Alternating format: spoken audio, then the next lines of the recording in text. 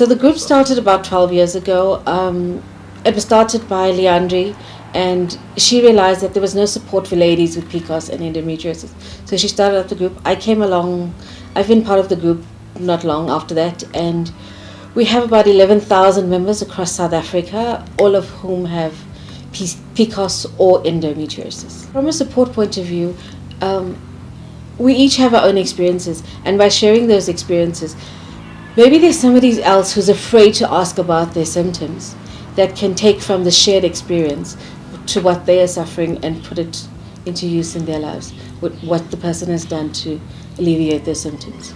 The woman thinks their bodies are failing them, but they don't realize that there is a way to get help. Not just you live your life and your body's failing you and you need to accept that. There's also a lot of community, online communities where women are also sharing their lived experiences about either endometriosis or even infertility. And then you see that a lot of women actually adopt someone else's story or somebody else's narrative and make it their own. And that already takes away from the individuated nature of your diagnosis. It also takes away from possible intervention strategies that could have been beneficial to you. What could have been beneficial to you might not have been beneficial to someone else. So it actually limits your intervention strategies going forward and the kind of help that you will seek. Somebody might say, therapy never worked for me. And then you would then conclude that, okay, I'm not going to go to therapy because this person said it never worked for them. But chances are therapy might work for you if you have, comorbid psychiatric conditions that are associated with endometriosis. So to be very careful not to overgeneralize the condition and to also just absorb either negative or even sometimes positive information that's not necessarily related to you. Imagine someone telling you can't have children, you shouldn't have children. But that is for some women, that is their main purpose in life, is to have children. And they want to have these kids, but they're being told that they can't. The one day we went to a baptism together, and it was in the thick of our treatment. We just felt so left out, and so we're like, what are we going to do if this is our lives? We couldn't decide what we were going to do at the time, but it was just,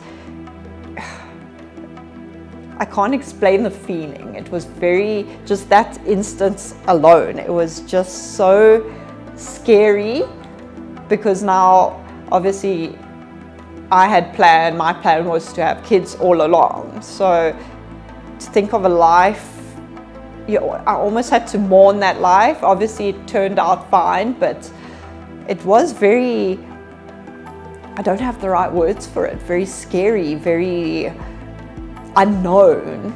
A large part of what we see in the group is that they're not getting the support they need from their husbands, be it emotional support, medical, financial support. They're not getting that from their husbands. There are women that can spend thousands to get themselves right, but it's their husbands that they need the support from that they're not getting the support from. I think they need to find out more about their wife's medical history. A lot of men turn a blind eye to it. They're like, okay, no, that's my wife, that's her body, she needs to deal with it. But as men, they need to find out why your wife is behaving like this, what is happening with her body, what is she going through? Because a lot of men don't understand that. And by understanding that, they'll understand what their wives are going through, and they could support them better. So practical ways in which partners can support their significant others is really come for the consultations. Come for the consultations. And I'm really saying that because I realized someone around you, whether it's your friend or your sister or your mother, come for the consultations, because then you get to ask questions that you're not sure of, that they may not be able to answer themselves. So husbands and partners obviously do play a vital role in supporting their partners that are struggling with endometriosis. But I always express that in order to be able to take care of somebody else, you have to be able to take care of yourself. So I would also promote self-care for them, and self-care can start with therapy. Usually, because the diagnosis is on the woman would show up for therapy alone. And then I would encourage to say, invite your partner so that we can get his lived experience. the guys also have questions. You know, they also need to be heard. So, and especially if you're in a relationship, it's just a lot easier. And then that support will be more organic than, I still don't understand what's going on, but I clearly, you know, I need to support you in some way. But once they have that clear understanding, it's so much easier. One of the main strategies or main skills that I usually emphasize is to listen and validate. So you might not be experiencing the pain, but validation goes a long way, and being able to actually actively listen without intending to respond also actually improves the communication between the couples. You know, husbands can, or partners can also educate themselves about the diagnosis, and this education obviously begins in the doctor's room. Partners, not just husbands, partners, husbands, men, support, educate, hold hands. If you know your partner's go to the gynae with her, make it a day trip and go with and find out more about it. Especially, I mean, going to the beginning, if she's complaining in bed with you, then go with her and find out why.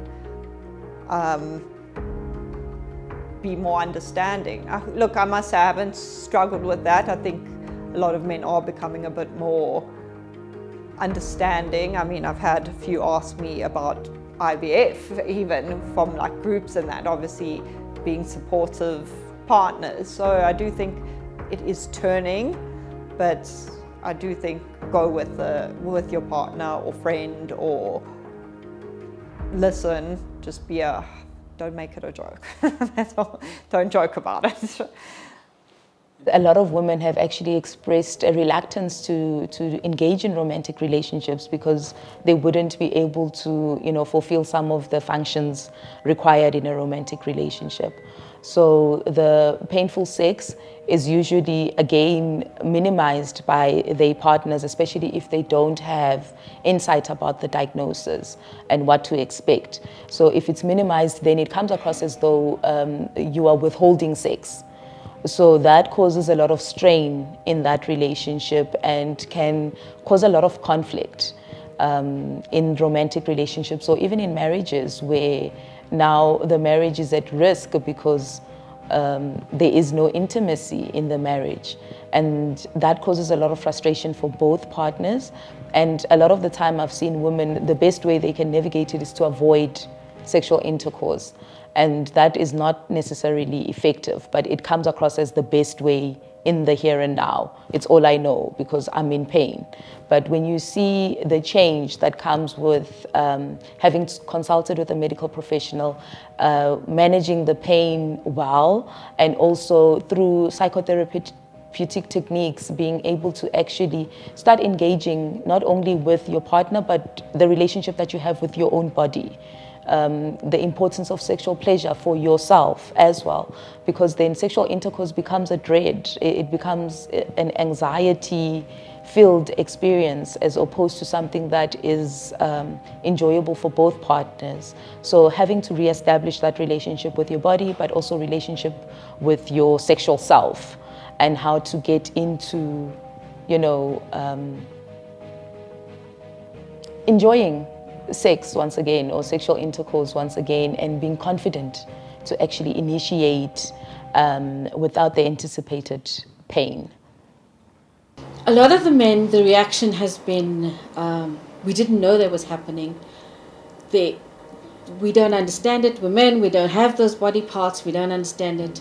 And now that we've educated them about it, they've been more understanding of their wives. The one woman was ready to file for divorce. She was like, I'm done with this man, he doesn't understand me. And I actually had like a 3-hour conversation with him the one day. And he went back and he said to his wife, I'm really sorry, I didn't understand what you were going through. And now that I know, how can I help you? How can I help support you to be better? And that changed their marriage around. I think the kind of role that primary support structures can play in supporting women that are struggling with endometriosis. One, we would look at firstly the interest in trying to understand the diagnosis. So accompanying them to their checkups or their consultations with their doctors. That also puts you as a primary support structure in the presence of a doctor that can also explain to you what the condition is about and can also explain your role. A lot of it, yes, you cannot take away the pain, but your presence and understanding, as well as a lot of empathy that you afford the patient, can really go a long way. Opening communication channels as well, where a patient is able to express their needs, express their frustration without feeling judged or without feeling like their symptoms or their lived experience is somewhat, minimized.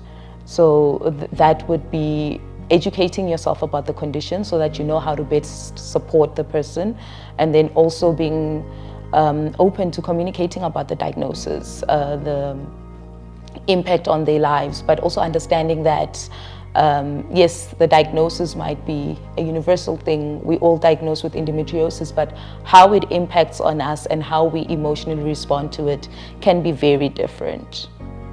The support structure has been incredible. I mean, I think my family and my boyfriend have probably been the best support structures.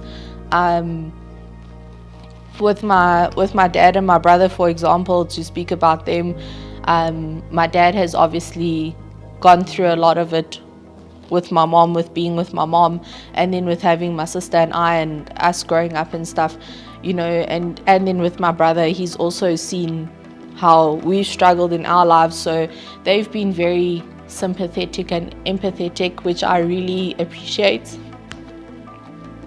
Sorry, I'm trying to fight back these tears. The support structure has been incredible. I mean, with my mom and my sister, with them having gone through their own problems, they are able to relate more to the struggle. And yeah, my mom has gone with me to nearly every appointment. She's always been there. Sorry.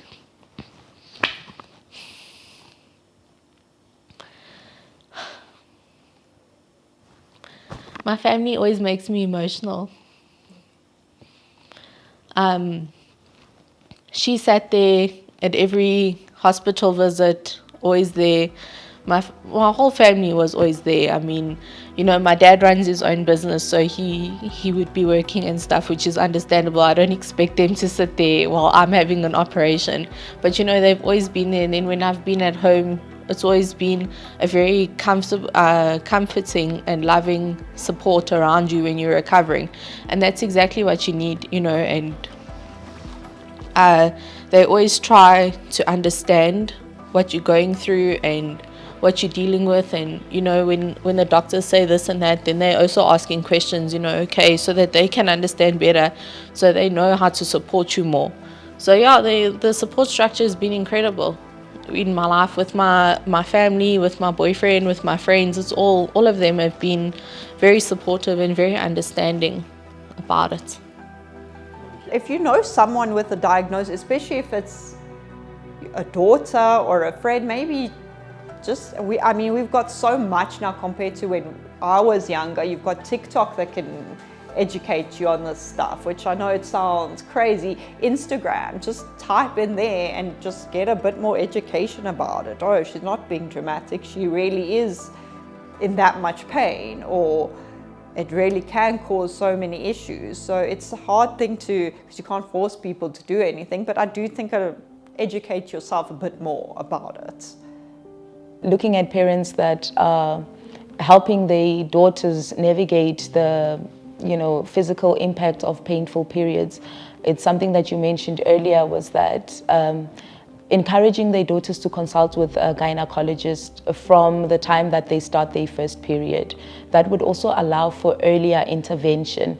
As I previously mentioned, that some of the women that I've come across would actually express, late diagnosis of the condition and express such a major loss of function because the intervention wasn't there when the period started. It's usually interpreted as what is expected. If you are on your period, you should be in pain. But the severity of the pain can only be diagnosed, obviously, by a medical professional. So encouraging parents to actually start to talk about menstrual health, not just explaining how to use sanitary pads and how to dispose of sanitary pads, but what does menstrual health mean? Such conditions were never spoken about when we were in school. I mean, I'm not even that old, but we never spoke about fertility health. We just spoke about period care, but never fertility health. So when we start having such conversations, we actually encourage also consultations with gynecologists for women at a very early age, and it also takes away the discomfort or the embarrassment attached with having to consult with the gynecologist. It normalizes it.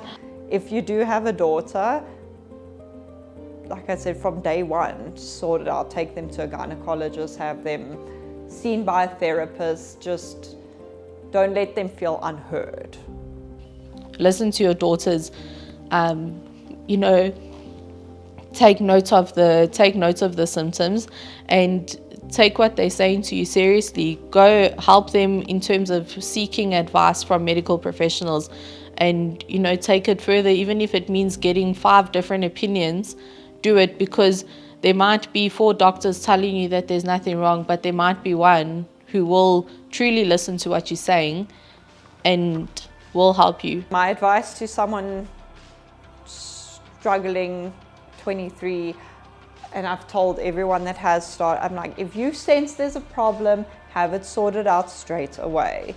Don't wait, because you advised, because of that young age, you're advised to wait a year or so long or longer before you seek treatment. No, if you feel like there's a problem, go straight away to the doctor and get, because in my experience, other than the one gynecologist, I felt very dismissed.